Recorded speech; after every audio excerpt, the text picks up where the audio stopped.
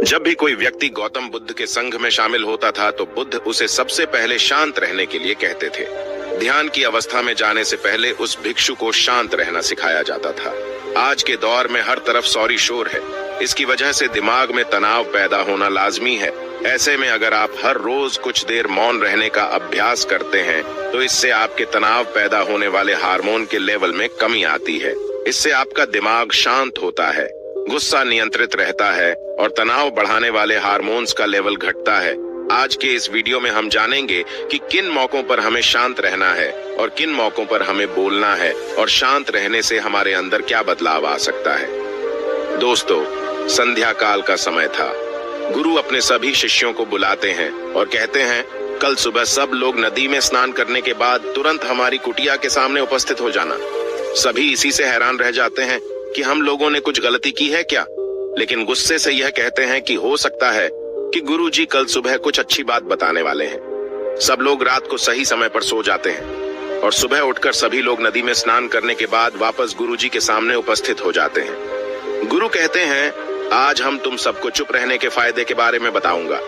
गुरु कहते हैं, 10 मौके जहां पर चुप रहने से होता है लाभ और बोलने से नुकसान। गुरु कहते हैं, अगर आप इन 10 मौकों पर शांत हो गए यानी मौन हो गए तो आप जो चाहेंगे वही मिल जाएगा। आपकी जिंदगी में चमत्कारिक बदलाव शुरू हो जाएंगे। जरूरत से ज्यादा बोलना या चुप रहना दोनों ही अच्छी बात नहीं है। जैसे जरूरत से ज्यादा बारिश हो जाना या फिर धूप दोनों ही दिक्कत देती है, उसी तरह अनावश्यक बोलने से भी काफी नुकसान होता है। गुरु कहते हैं कि पहला ऐसा मौका जहां पर व्यक्ति को चुप रहना चाहिए, बिना तथ्य के ना बोले। गुरु ने कहा, अगर आपके पास कोई तथ्य नहीं है तो वहां चुप रहने में ही भलाई है। चुप बैठने से दिमाग में नई कोशिकाओं का निर्माण होता है और इससे ज्ञान की वृद्धि होती है। बोलने में भलाई वही है जहां आपको किसी चीज के बारे में पूरा ज्ञान हो। अगर आप बिना तथ्य के कहीं बोलते हैं या फिर बेवजह बोलते हैं तो आपका वहां मजाक भी बन सकता है। अगर आपके पास पर्याप्त जानकारी नहीं है, ऐसी जगह पर बोलने से आपका मजाक तो बनी रहेगी, साथ ही साथ लोगों का भरोसा भी आपसे उठने लगेगा। इसलिए ऐसी जगह पर शांत रहो जहां तुम्हें पता ना हो कि क्या बोलना है क्या नहीं। कई बार कुछ लोग ऐसे होते हैं जो हर जगह अपनी उपस्थिति बताने लगते हैं। उन्हें पता नहीं होता है कि हमें क्या बोलना है, लेकिन फिर भी बोलते जाते हैं और फिर बाद में दूसरे लोग उनके जाने के बाद उनका मजाक उड़ाते हैं। जब तक आपको उस तथ्य के बारे में अच्छा ज्ञान नहीं है, उसके बारे में पता नहीं है, तो वहां चुप रहना ही ज्यादा समझदारी है। गुरु ने कहा, दूसरा ऐसा मौका जहां पर व्यक्ति को चुप रहना चाहिए। शब्दों से न पहुंचे ठेस, अगर आपके शब्द किसी को मानसिक ठेस पहुंचा रहे हैं तो वहां चुप हो जाना चाहिए। कमजोर व्यक्ति के बारे में कुछ भी बोलकर आप महान नहीं बन सकते हैं। महान आप किसी कमजोर का साथ देने में बनेंगे। कई बार होता है कुछ लोग अपने से छोटे व्यक्ति को भला बुरा कहते रहते हैं। सामने वाला इंसान तो कद से आपसे छोटा है, वह आपको कुछ नहीं बोलेगा, लेकिन आप उसकी नजरों में गिरते चले जाएंगे। हो सकता है कि कल वह भी आपसे पद में बड़ा हो जाए। पद में आपसे जब वह बड़ा हो जाएगा तो आज जो रवैया आपका उसके साथ है, आने वाले समय में वह भी आपके साथ वही करेगा। आप किसी को नीचा दिखाकर बड़ा नहीं बन सकते हैं। बड़ा बनना है तो अपने से छोटे लोगों का इज्जत भी करना सीखें और साथ ही साथ बड़े लोगों का भी सम्मान करना चाहिए। लोगों को लगता है कि अगर वह अकड़कर बोलेंगे और सामने वाले को नीचा गिराने की कोशिश करेंगे तो वह बड़े बन जाएंगे, तो यह उन सब की भूल है। बड़े होने की बजाय आप उनकी नजरों में गिरते चले जाएंगे। गुरु ने आगे कहा, इसलिए शिष्यों, तुम सब जब भी बोलना आदर भाव से बोलना, ताकि तुम्हारी बात लोगों को अच्छी लगे। बोलने में भाई बहन, माता पिता, मित्र इत्यादि संबोधन शब्दों का इस्तेमाल जरूर करना। इससे तुम्हारी मान प्रतिष्ठा तो बढ़ेगी ही, साथ ही साथ लोगों की नजरों में तुम समझदार व्यक्ति बनते जाओगे। गुरु ने आगे कहा, तीसरा मौका जहां पर व्यक्ति को चुप रहने में ही भलाई है। क्रोध या घृणा करने वाले लोग, जब कोई अपना या सगा संबंधी आप पर क्रोध कर रहा हो, आपका अपमान कर रहा हो, तो आपको उस वक्त चुप रहना चाहिए ताकि सामने वाले का गुब्बारा पूरी तरह से फट जाए। आप यदि सही हैं तो उसे कतई माफीनामा गए और चुप रहकर ही सही समय का इंतजार करें। वह खुद आपसे माफी मांग लेगा जब उसे अपनी गलती का एहसास हो जाएगा। गुरु आगे कहते हैं कि अगर आपका कोई सगा संबंधी आप पर क्रोध कर रहा हो और आप उस समय शांत हैं, तो यह आदर सम्मान देने की निशानी होती है। इससे न कोई छोटा होता है और न ही बड़ा। अगर आपको क्रोध आ रहा है तो आप या तो वहां से किसी का अनादर किए बिना चले जाएं या फिर चुप रहें। क्रोध करने से आपके रिश्ते, खराब होंगे।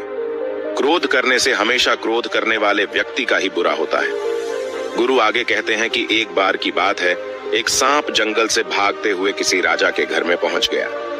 लोगों ने छेड़खानी की तो वह बहुत ही गुस्सा हो गया, जिससे घर में जो तलवार पड़ी हुई थी उसी को लपेटकर कसने लगा और धीरे धीरे उसका पूरा शरीर कट गया।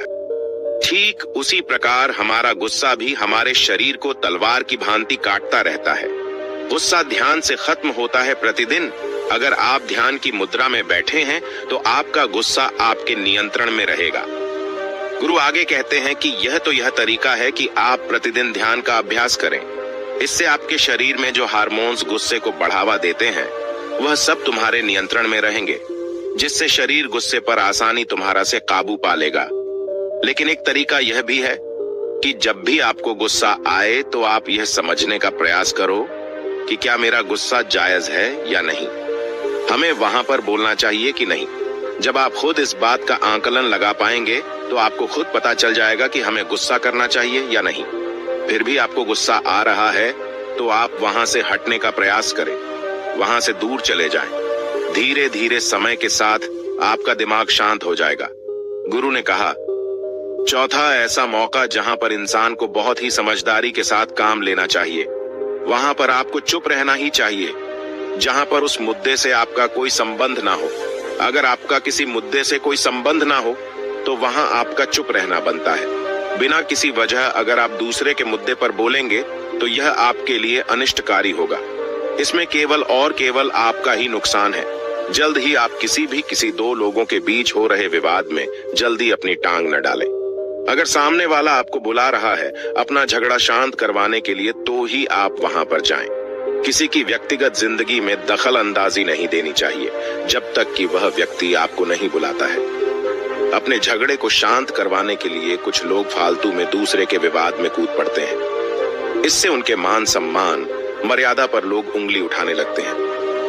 गुरु कहते हैं कि 10 मौकों में 5वां ऐसा मौका जहां पर व्यक्ति को बहुत ही समझदारी के साथ चुप रहना चाहिए। आपके शब्दों से किसी मित्र को हानि न पहुंचे। अगर आपके शब्द सामने वाले के परिवार या मित्रों की प्रतिष्ठा के बारे में बुरी झलक दिखा रहे हैं तो आपको चुप रहना चाहिए। किसी के परिवार या फिर मित्र के बारे में बुरा बोलने से केवल आप ही बुरे बनेंगे। जो चीज आसानी से खत्म की जा सकती है उसे अपने शब्दों से बड़ा न करें। बिना चिल्लाए बात करने का प्रयास करते रहना चाहिए। अगर आप बिना चिल्लाए कोई बात नहीं कह सकते तो आपका चुप रहने में ही भलाई है। किसी पर चिल्लाने से आपके व्यवहार के बारे में पता चलता है। ज्यादा बोलने से चीजें हमेशा खराब ही होती हैं। कई बार कुछ रिश्ते ज्यादा तेज बोलने की वजह से टूट जाते हैं। इसलिए अपनी आवाज में मीठापन लाएं। आपके शब्दों से आपके दोस्त को हानि नहीं पहुंचनी चाहिए। कभी कभी दोस्तों के जब हम मजाक हैं तो रहे कि आपके शब्दों से किसी का अनादर ना हो। मजाक को भी हमेशा शब्दों के मायने में ही रखें। जहां किसी को शब्दों से चोट लगे वहां चुप हो जाएं। ज्यादा बोलने से हमेशा नुकसान ही होता है। किसी और की प्रतिष्ठा को अपने शब्दों के माध्यम से उसे हानि नहीं पहुंचानी चाहिए। यदि आपके शब्दों से किसी और की प्रतिष्ठा को ठेस पहुंच रही है तो वहां आपको चुप हो जाना चाहिए। जब कोई व्यक्ति आपके सामने नहीं है तो आप उस व्यक्ति के बारे में बुरे शब्द किसी तीसरे व्यक्ति के सामने न बोलें। गुरु कहते हैं, छठा मौका जहां पर व्यक्ति को चुप रहना चाहिए, जब कोई कर रहा हो किसी की बुराई। जब कोई आदमी आपके सामने किसी तीसरे आदमी की बुराई कर रहा हो तब तुम्हें चुप रहकर बस सुनना चाहिए। अपनी राय व्यक्त नहीं करना चाहिए, क्योंकि जो आज आपके सामने किसी तीसरे की बुराई कर रहा है वह कल किसी और के सामने आपकी बुराई भी कर सकता है। यदि आपने कुछ कहा है तो नीति शास्त्र के अनुसार जो अपने मुंह को बंद रखता है और बुद्धि से काम करता है वही इंसान समझदार होता है। बिना जरूरत के बोलना, किसी के बारे में किसी के बीच में बोलना यह गलत बात है। कभी कभी हमारे लिए बुद्धिमानी इसी में होती है कि हमें अपना मुंह ऐसी जगह पर नहीं खोलना चाहिए। गुरु आगे कहते हैं कि 10 मौकों में 7वां ऐसा मौका जहां पर व्यक्ति को चुप रहना चाहिए, जब कोई नहीं समझे आपकी भावना। यदि आपको लग रहा है कि कोई व्यक्ति आपकी भावना, दुख या परेशानी को शब्दों में नहीं समझ रहा है, यदि आपको लग रहा है कि सामने वाला व्यक्ति आपकी भावना या दुख को या आपकी जो परेशानी है उसको वह समझ नहीं पा रहा है या समझने का प्रयास ही नहीं कर रहा है या वह आपको ध्यान से सुन ही नहीं पा रहा है, तो ऐसे व्यक्ति के सामने आप चुप ही रहें। क्योंकि ऐसे लोगों को आपकी भावना या दुख से कोई मतलब नहीं होता है। ऐसे लोगों को अपना राज बताकर आप पछताएंगे ही बाद में। इसलिए हर किसी को अपने मन की बात नहीं बतानी चाहिए। अगर आपको लग रहा है कि सामने वाला आपकी बात को नहीं समझ पा रहा है, आपकी भावनाओं को नहीं समझ पा रहा है, तो वहां पर आपको नहीं बोलना चाहिए, क्योंकि आज में आपका मजाक ही बन जाएगा जब आपको लगने लगे कि सामने वाला आपकी भावनाओं को ठीक तरीके से समझ रहा है। आप जो कह रहे हैं वह ठीक से सुन रहा है, तभी आप उसे अपनी बात कहें। गुरु कहते हैं कि 8वां मौका जहां पर आपको चुप रहना चाहिए, जब कोई इंसान अपना दुख व्यक्त करे। यदि कोई इंसान अपने दुख या परेशानी को आपको बता रहा है, तो इसका मतलब यह है कि वह आपको अपना समझ रहा है। ऐसे में तुरंत ही उसे समाधान बताने के बजाय चुप रहकर उसके दुख या समस्या को सुने। उसके दुख या समस्या को किसी और को न बताएं। वह इसलिए नहीं बता रहा है कि उसकी समस्याओं का समाधान कर देंगे, बल्कि वह इसलिए भी बता रहा है कि सामने वाला उसकी बात को समझ रहा है। कई बार बताने से दुख कम हो जाते हैं। आपको अपना दुख इसलिए बता रहा होगा कि उसे लग रहा है कि आप उसकी बात को समझ रहे हैं। दुख बांटने से कम हो जाता है। इसलिए जब कोई व्यक्ति अपना दुख आपसे व्यक्त करे, तो आप चुप मारकर उसकी बात को बहुत ही ध्यान से सुने, ताकि उसके दुख कम हो जाएं। उसके मन का बोझ हल्का हो जाए, क्योंकि उसके मन में जो भी बातें थी वह आपको सब बता दिया। गुरु आगे कहते हैं कि 10 जगहों में 9 ही ऐसी जगह जहां पर आपको चुप रहना चाहिए। जहां पर दुष्ट प्रकृति के लोग रह रहे हों और गाली गलौज कर रहे हों, तो आप वहां पर मत जाइए। ऐसी जगहों से आप चुपचाप निकल जाएं, अर्थात अपनी प्रतिक्रिया दिए बिना आप वहां से चले जाएं, क्योंकि जिसकी जुबान खराब होती है, जो दुष्ट प्रकृति के लोग होते हैं, उनको आप ऐसे समय में नहीं समझा सकते हैं। जब उनका दिमाग पूरी तरह से शांत हो जाए, तभी वह आपकी बात सुनेंगे। इसलिए जहां पर दुष्ट प्रकृति के लोगों आपकी बात को न मानते हों और न ही सुनते हों, तो आपको वहां पर नहीं बोलना चाहिए। गुरु कहते हैं कि 10 माह ऐसा मौका जहां पर आपको शांत हो जाना चाहिए। अपनी सफलता का राज हर किसी को न बताएं। कई बार होता है कि कुछ लोग जो सफलता को बहुत ही जल्दी अर्जित कर लेते हैं, वे हर जगह अपनी सफलता का ढिंढोरा पीटने लगते हैं। ऐसे में क्या होता है कि कई लोग आपकी सफलता से खुश नहीं होते हैं। अगर आप अपनी सफलता का जबरदस्ती लोगों में ढिंढोरा पिटवा रहे हैं, तो लोगों की नकारात्मक ऊर्जा आपको प्रभावित कर सकती है। जब आप सफल होंगे तो सबको पता चल जाएगा कि आप सफल हो गए हैं। ढिंढोरा पीटने से नुकसान आपका ही होगा। इतना कहकर गुरु ने कहा, शिष्यों, आज के लिए बस इतना ही। अगर तुम सब मेरी इन 10 बातों को अपने जीवन में अपना लेते हो, तो तुम सब काफी हद तक परेशानियों से बचे रहोगे। यहाँ से जाने के बाद मेरी यह बातें आपके जीवन किसी वरदान से कम साबित नहीं होंगी। दोस्तों, मुझे उम्मीद है इस वीडियो से आपको बहुत कुछ सीखने को मिला होगा।